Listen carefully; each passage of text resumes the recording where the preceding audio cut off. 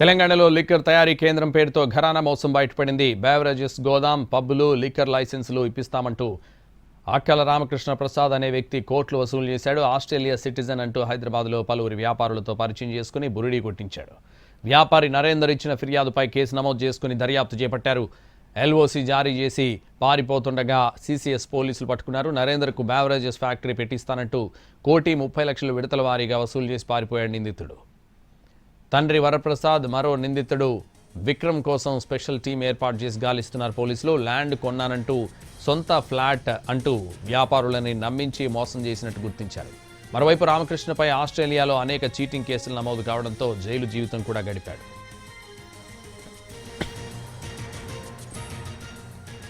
విలాసవంతమైన జీవితానికి అలవాటు పడి వ్యాపారవేత్తలను టార్గెట్గా చేసి కోట్లాది రూపాయల డబ్బులు వసూలు చేస్తున్నాడు Ramakrishna. Singapore, Malaysia, Thailand, Bengaluru, Mumbai ప్రాంతాల్లో వ్యాపారాల్లో పెట్టుబడులు పెట్టించి అధిక లాభాలు